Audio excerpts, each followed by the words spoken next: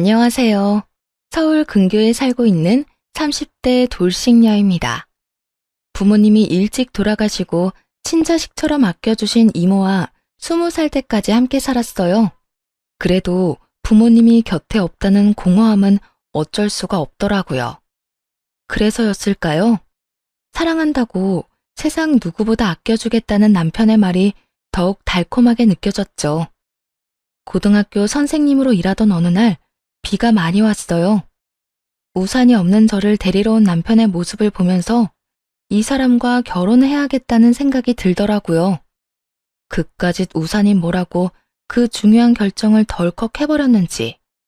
지금 생각해보면 참 한심하기도 하지만 그땐 정말이지 다정스러운 남편을 많이도 사랑했습니다. 결혼은 생각보다 순탄하게 진행되었어요. 시댁에서는 가정을 문제 삼기보다도 선생님이라는 직업에 만족한 듯 했죠. 결혼을 준비하며 단 한 번도 부모님이 계시지 않다는 이유로 홀대받거나 무시를 당하는 일은 없었어요. 그렇게 가족이 생겼고 시댁에 가는 것도 좋더라고요. 새로운 가족이 생겼다는 생각에 말이에요. 특히 어머님이 너무나도 좋았습니다.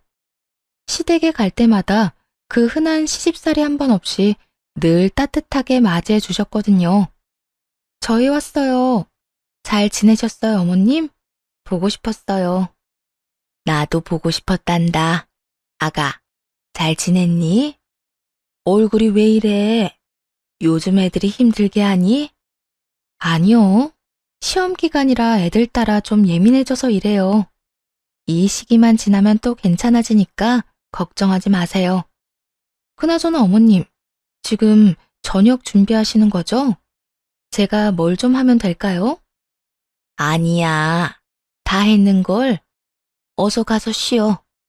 이렇듯 손에 물 한 방울 묻히지 않게 해주는 시모가 있어서 시댁을 방문하는 건 늘 따뜻함 투성이었고 그래서 감사했죠. 그런데 시댁과 가까워질수록 이건 아니다 싶은 것이 자꾸만 생겨나더군요. 그건 바로 시부가 시모를 대하는 태도였어요.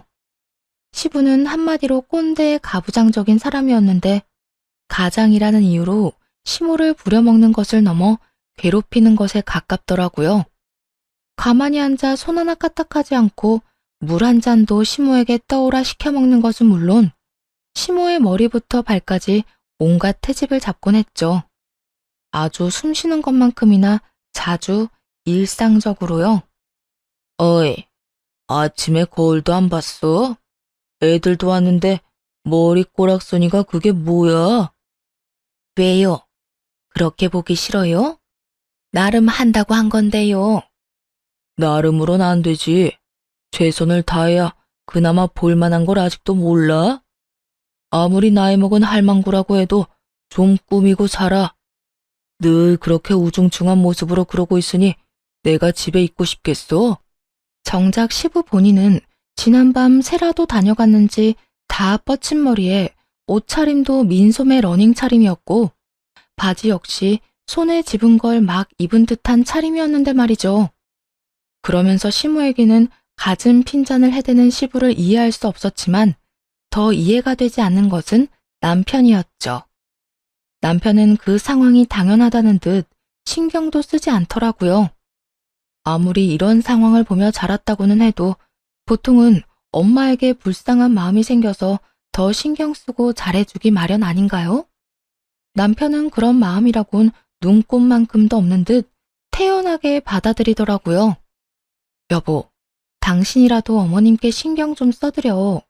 어머님도 여자고 위치가 있는데 내 앞에서 매번 아버님한테 그런 취급 당하시고 얼마나 속상하시겠어.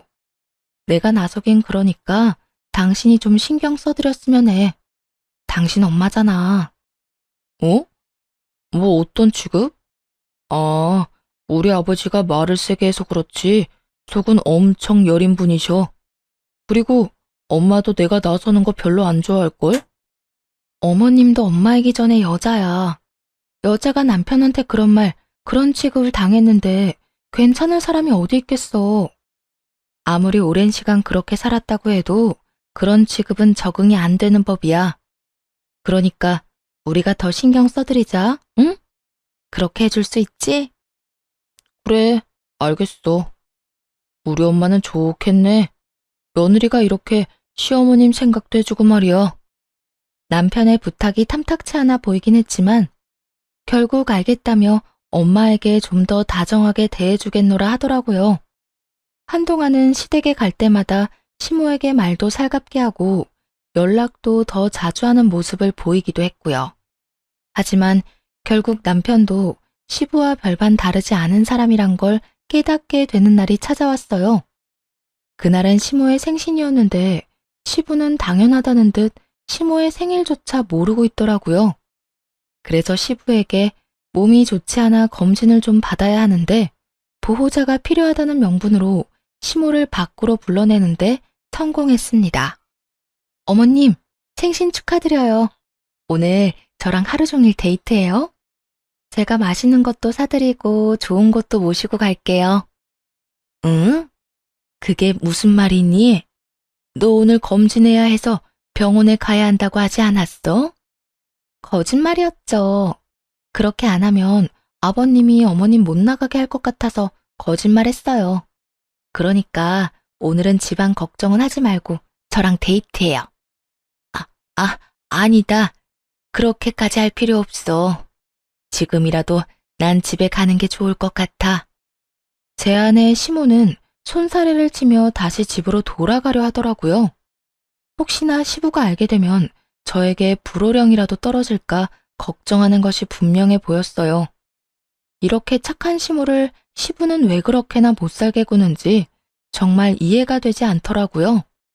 그러면서도 이렇게 살고 있는 시모가 너무나도 불쌍해서 그 지옥 같은 시댁으로 돌려보내고 싶지 않았네요. 있는 힘을 다해 시모를 붙잡고 설득하기 시작했어요. 안 돼요.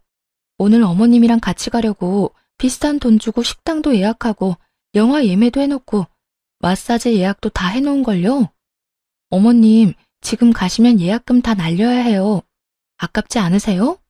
그렇긴 한데 너한테 미안해서 그렇지. 내 생일이 뭐라고 일도 못하고 돈은 돈대로 쓰고. 에이, 어머님 생신인데 그런 말이 어디 있어요. 당연히 축하받아야 마땅한 날이고 그런 날 함께 할 수 있어서 기쁜걸요? 그리고 저 돈 잘 벌어요, 어머님. 방학이라 일에 지장을 받는 것도 아니고요. 그러니까 오늘은 일단 저랑 놀아요, 어머님. 처음에는 정말 이래도 되나 고민하던 시모는 이내 사춘기 소녀처럼 설렘이 가득한 얼굴로 함께하기 시작했어요. 영화를 보며 깔깔거리며 웃기도 하고 마사지를 받으며 그간 밀렸던 잠을 주무시기도 했고요. 식사를 하실 땐 남이 차려준 밥상을 마음 편하게 먹는 건 시집오고 처음인 것 같다며 이것저것 골고루 맛있게 드시더라고요.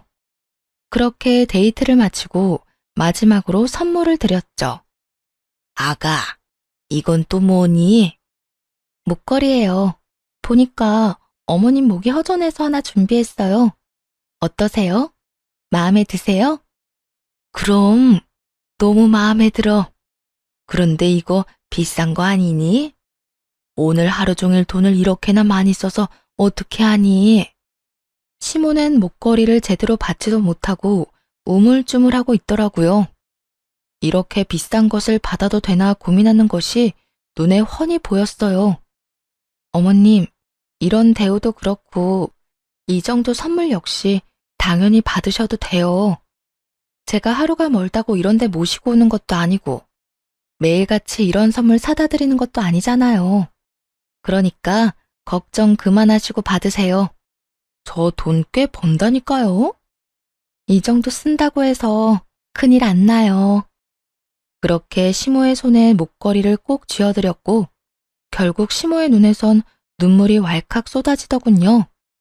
이까짓 게 다 뭐라고 어린아이처럼 우는 시모를 보는데 참 마음이 좋지 않았네요. 다은아, 정말 고맙다 고마워. 지금 죽어도 여한이 없을 만큼 오늘 하루 너무 행복했어. 그리고 이 선물도 고마워. 내 살아 평생 이런 귀한 선물은 처음이란다.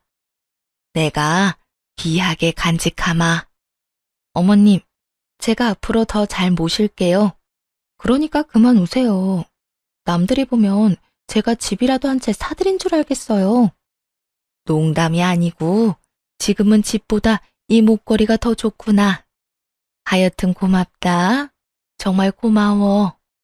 그렇게 시모를 모셔다 드리고 많은 생각이 들더라고요.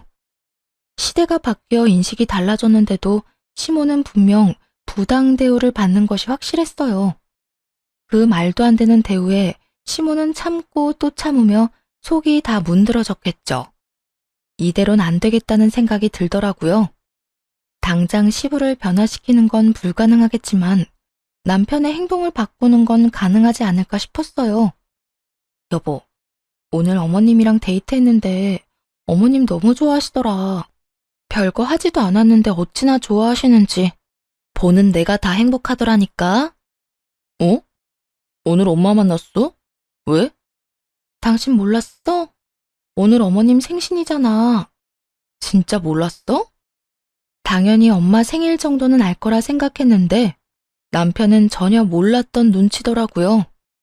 그 물음에 눈을 이리저리 피하며 다 기어들어가는 목소리로 변명을 하더군요. 그게 일이 바빠서 깜빡했어. 당신 혹시 어머님 생신 깜빡한 게 아니라 아예 못 외우고 있던 건 아니지? 지금 당신 눈치가 그런 것 같은데? 아니야. 그리고 그까지 생일이 뭐가 그렇게 중요한 날이라고 이 난리를 부리는 거야? 다들 있는 생일 그냥 넘길 수도 있는 거지.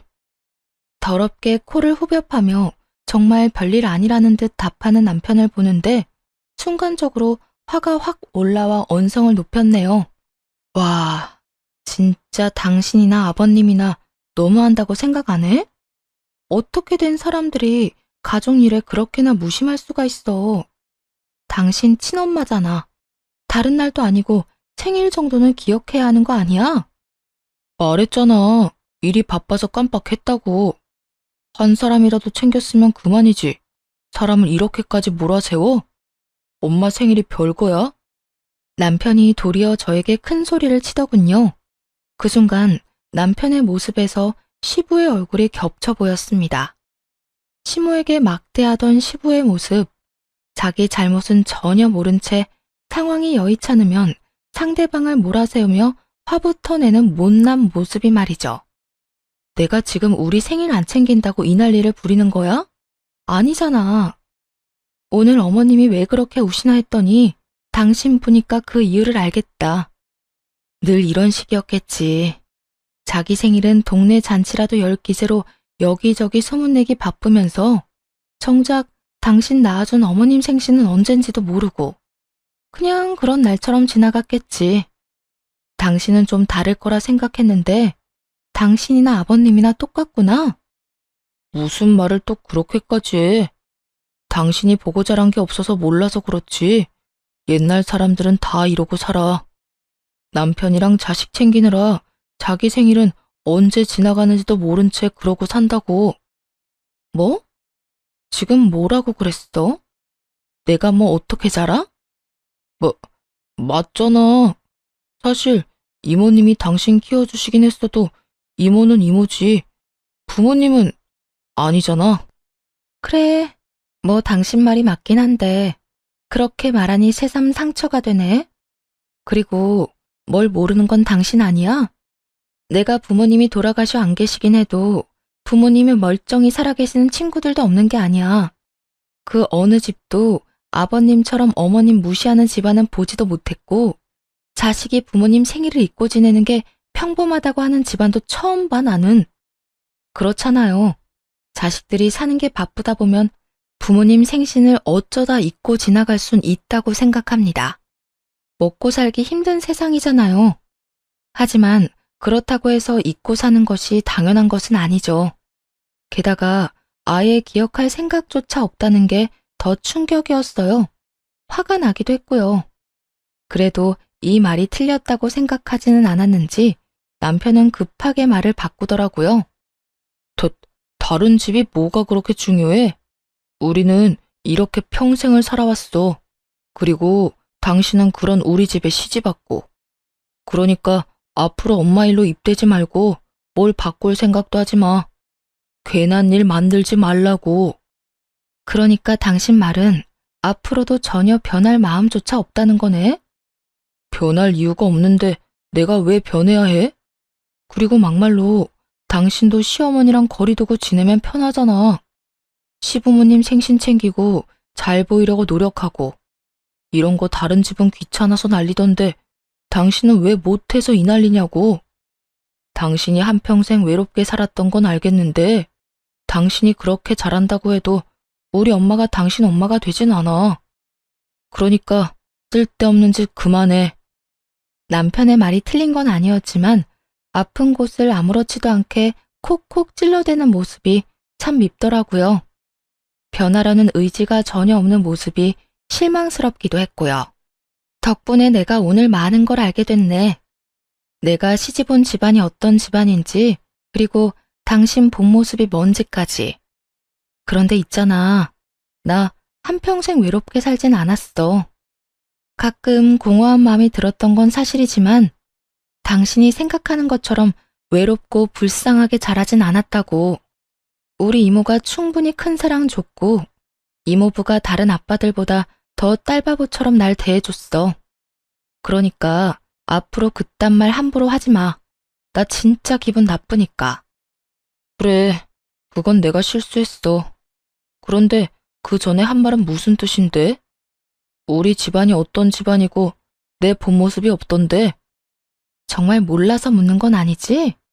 잘 생각해봐. 나보단 당신이 더 잘할 것 같은데? 남편은 찔리긴 했는지 언성을 높이며 화를 내더라고요. 당신, 지금 우리 집이랑 나 돌려가는 거지? 그런 거지?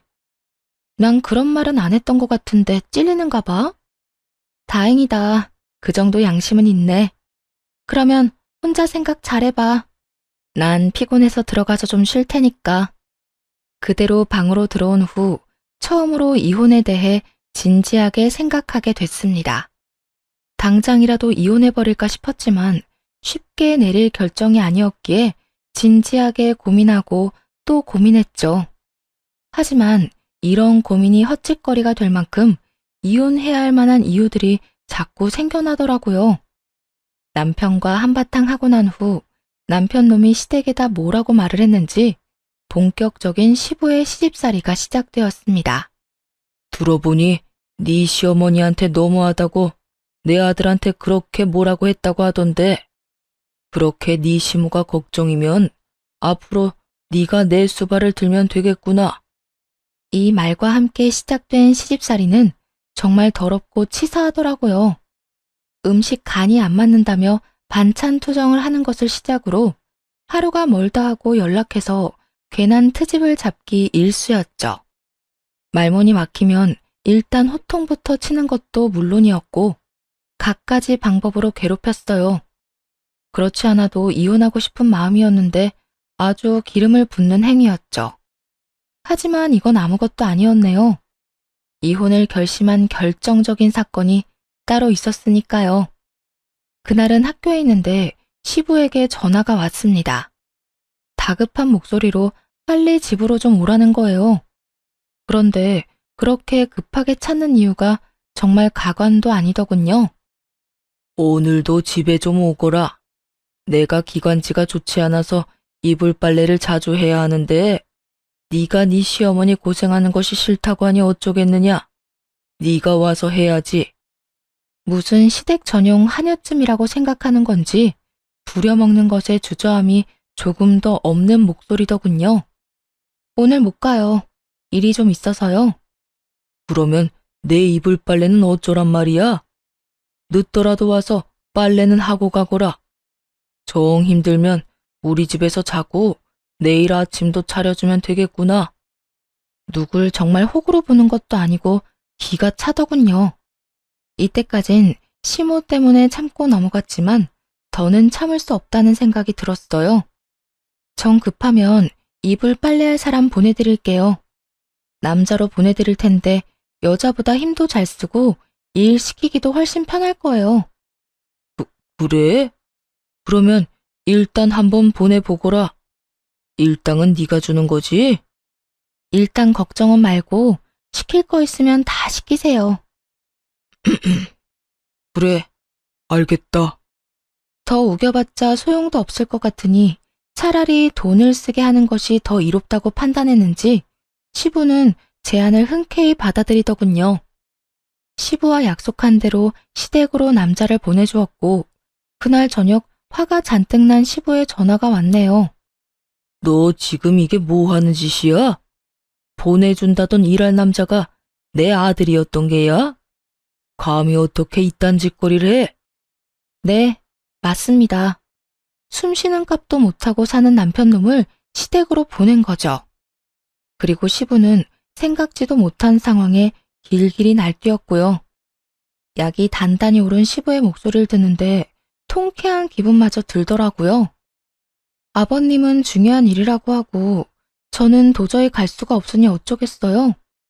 아범이라도 보내 급한 일부터 처리해야 하지 않겠어요? 아범이 생각보다 일을 잘할 수도 있으니까 한번 시켜놔 보세요. 아무래도 저보다 힘은 좋지 않겠어요? 너, 당장 집으로 오거라, 당장.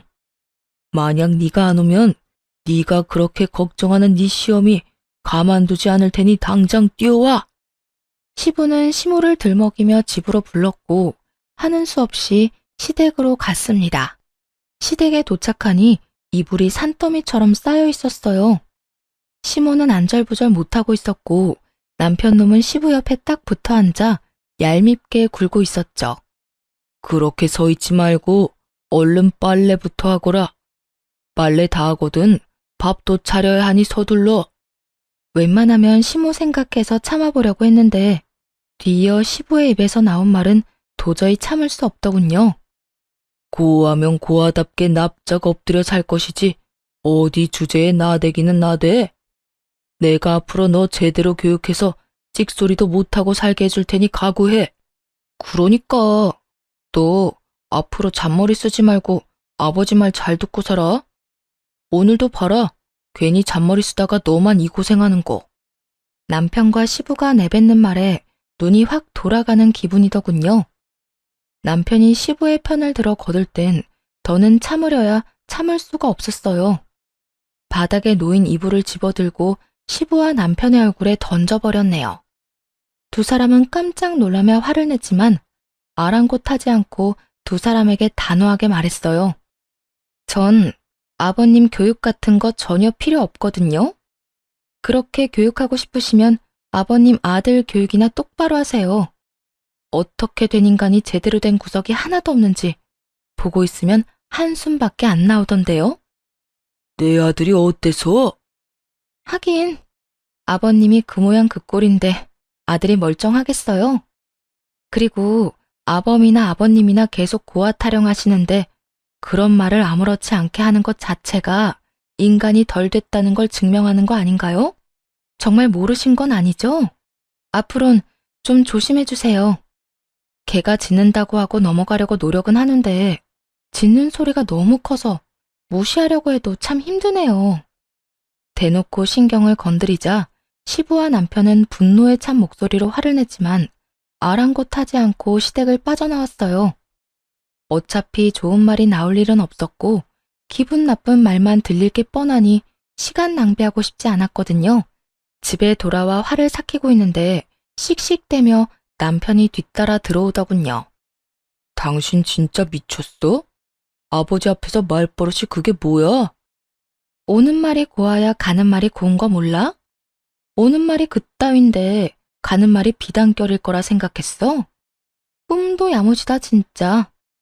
아무리 그래도 개 짖는 소리는 아니지. 어떻게 그런 말 할 수가 있어? 그러는 당신 아버지는 고아가 뭐고 어쩌고 저쩌고 해? 저번에 당신도 나한테 비슷한 말 했잖아.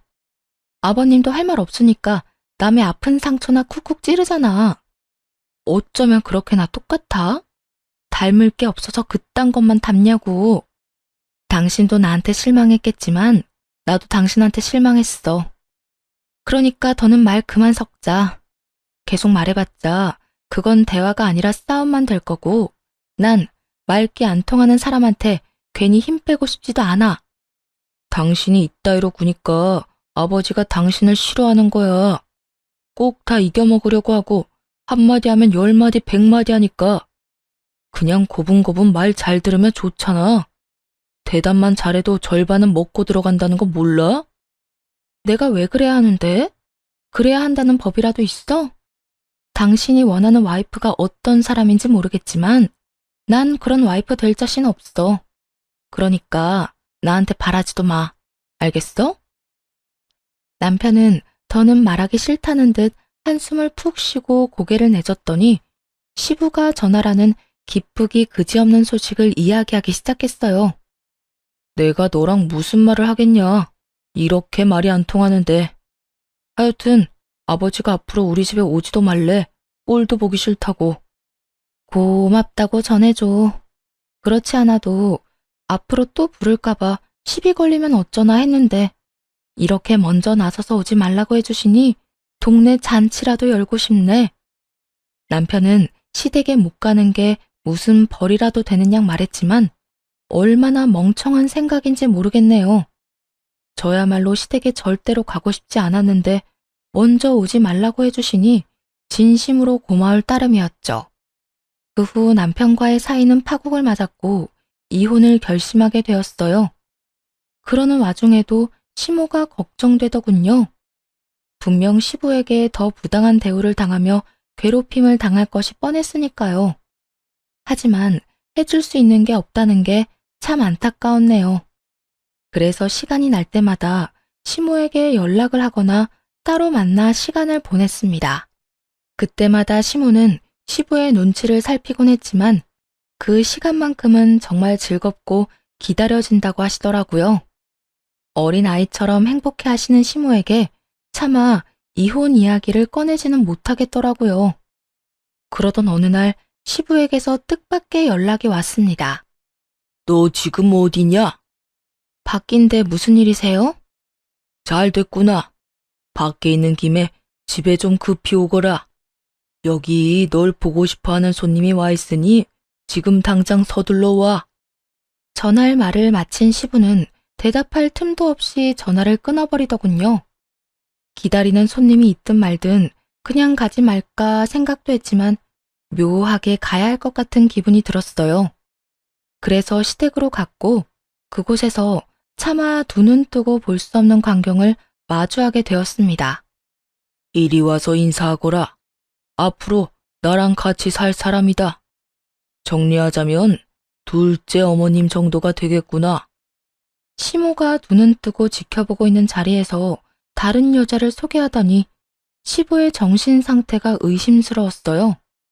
완전히 미쳐버린 게 아니고서야 조선시대도 아닌데 상간녀를 이렇게 당당하게 소개하다뇨?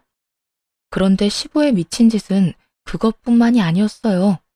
상간녀의 목에는 제가 시모에게 선물했던 목걸이가 걸려 있었죠. 저기요, 그 목걸이 혹시 아버님이 주셨나요? 그런데 왜? 아버님, 이 목걸이 어머님 거잖아요. 시부는 제가 그 목걸이를 선물했다는 사실조차 모르고 얼굴까지 붉히며 발끈했어요. 무슨 소리 하는 거야? 이건 내가 내 돈 주고 사서 선물해 준 거야. 거짓말하지 마세요. 이거 제가 어머님 생신 선물로 드린 건데 그걸 모를 리가요. 똑같은 목걸이일 수도 있지. 왜 생사람을 잡는 거야? 그래요? 제가 사드린 목걸이에는 펜던트 뒤편에 이니셜이 새겨져 있는데 한번 확인해 봐도 될까요? 아니라면 안 보여줄 것도 없잖아요. 상간녀도 진실이 궁금했는지 펜던트 뒤를 확인하더군요. 이내에 진실을 알게 되고도 상간녀는 팔짱을 끼고 이러더라고요. 그래서 지금 그걸 다시 내놓으란 거야, 뭐야?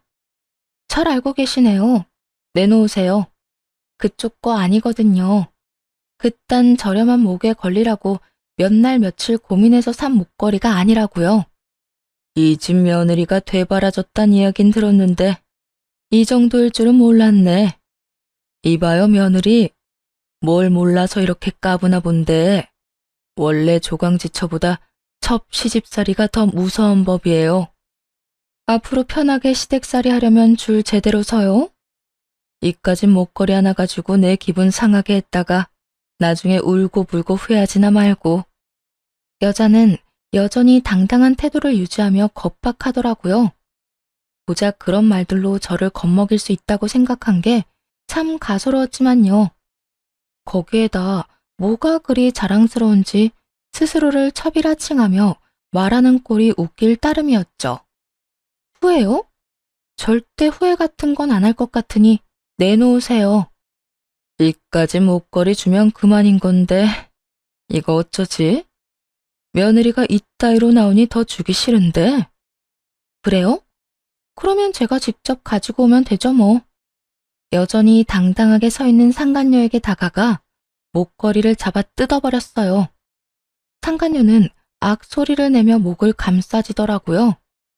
갑작스럽고도 거친 행동에 남편과 시부 그리고 자포자기한 채 바닥만 보던 시모까지 화들짝 놀라더군요.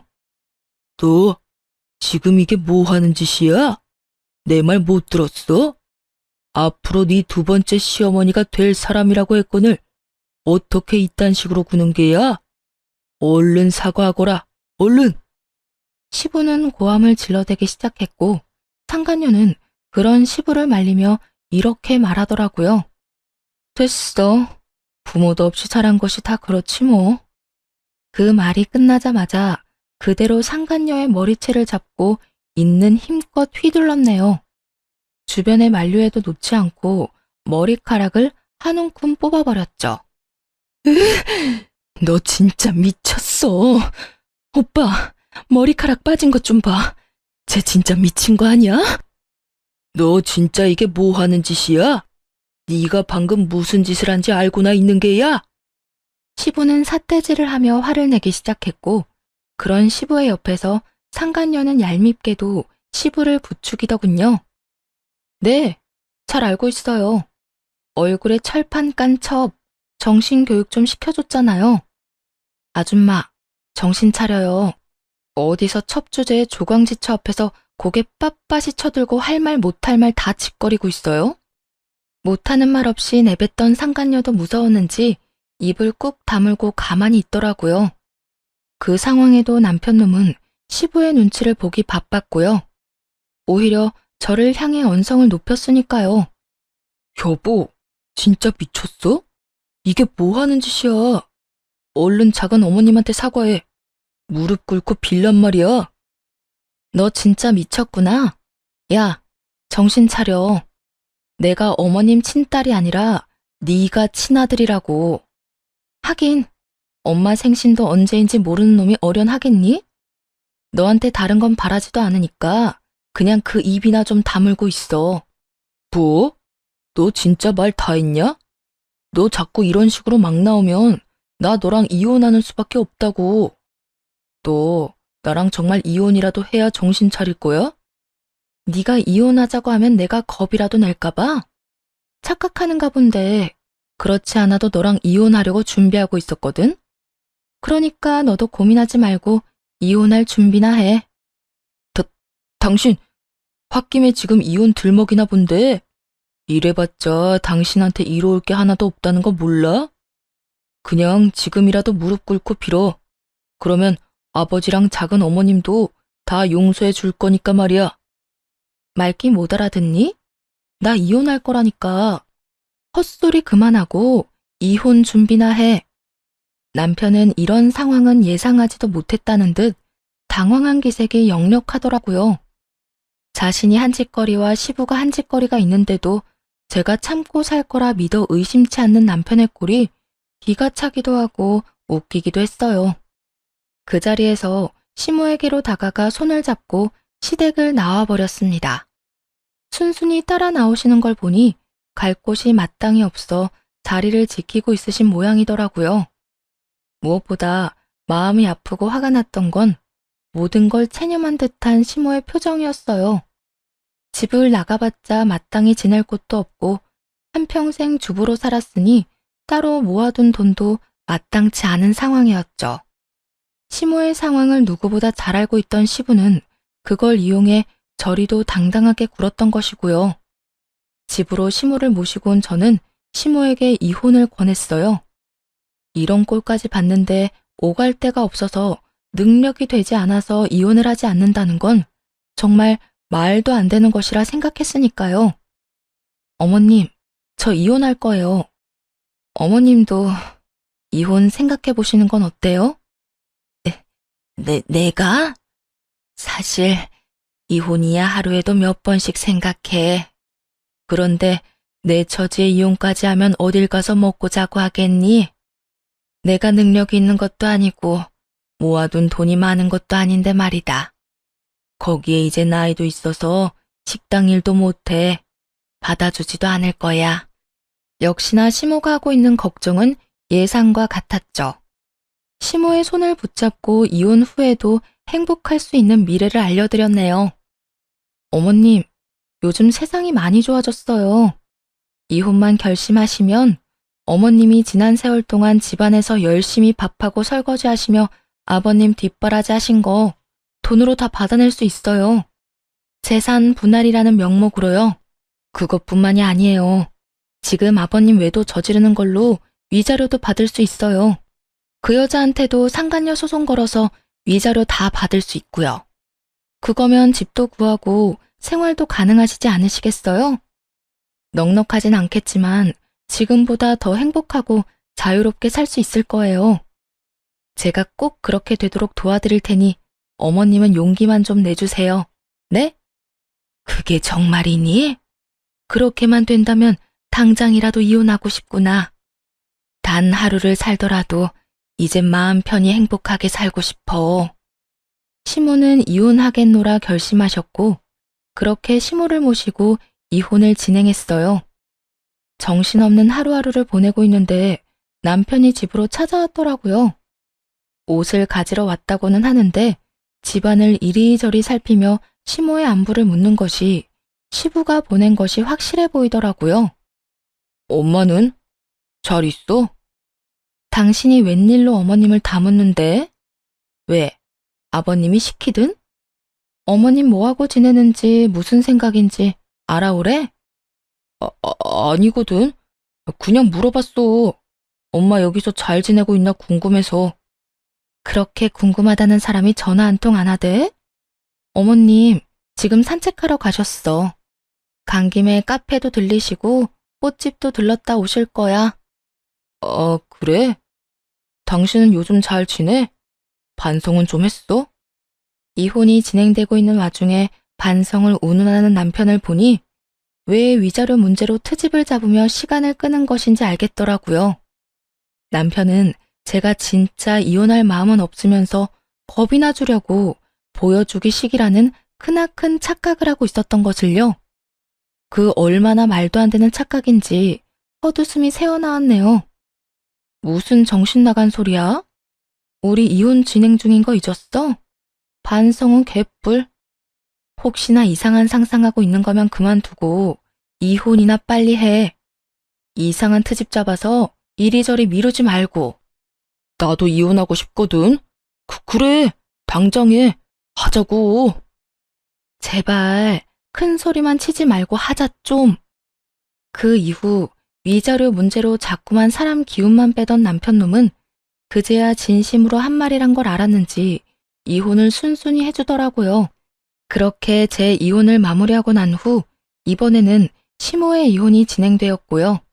그때 전 시부에게서 연락이 오더라고요. 몸이 많이 아파 병원이라면서요.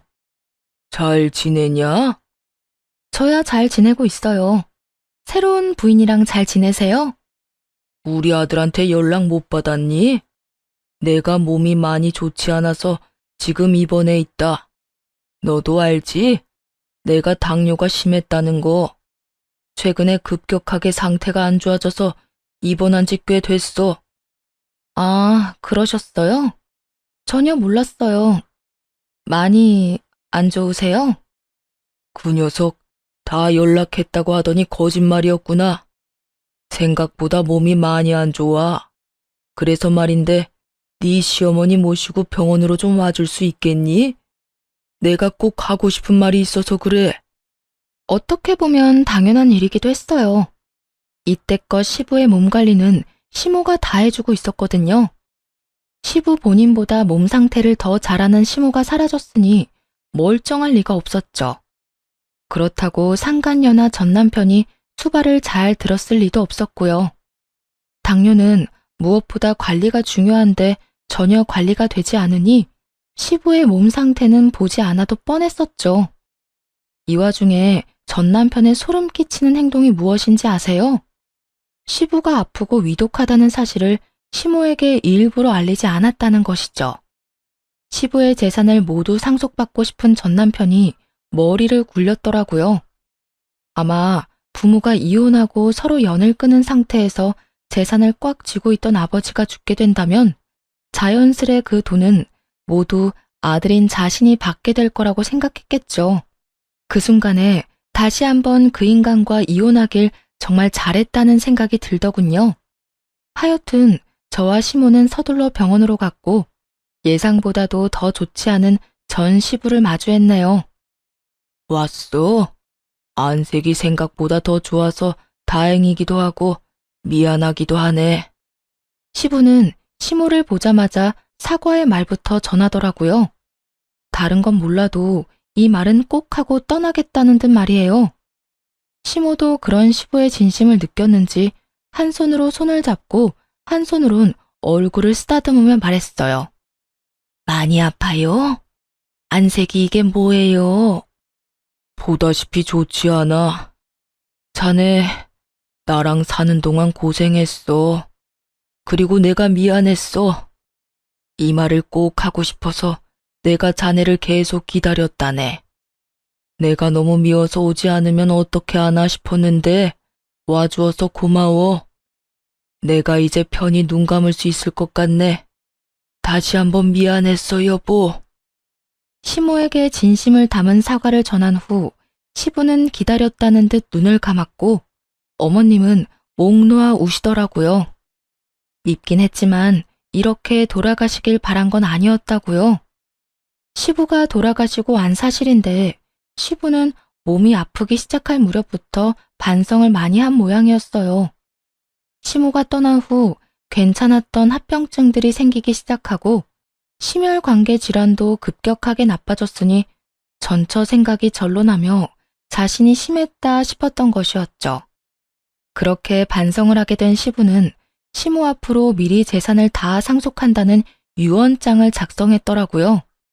시모와 전 남편은 눈물을 흘렸습니다. 어머님은 화해의 눈물을, 전 남편은 재산을 가지지 못해 분통을 터뜨리는 상반된 의미였죠. 이럴 순 없어. 이럴 순 없다고. 어떻게 내 앞으로 한 푼도 안 남기고 아버지 버리고 도망간 엄마한테만 돈을 남길 수가 있냐고. 유언장 내용을 안 전 남편은 장례식장인 것도 잊었는지 행패를 부리기 시작하더군요. 그 꼴이 얼마나 한심한지 할 수만 있다면 눈에서 보이지 않는 곳으로 치워버리고 싶더라고요. 뿌린 대로 거둔다는 말 몰라? 그러게 재산을 물려받고 싶었으면 아버님이 그렇게 되기 전에 약이라도 좀 챙겨드리지 그랬어.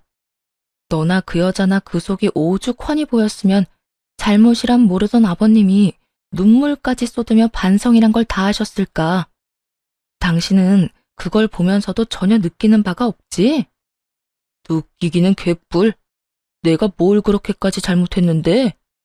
난 말이야, 당신한테 우리 아버지처럼 군 적 단 한 번도 없다고.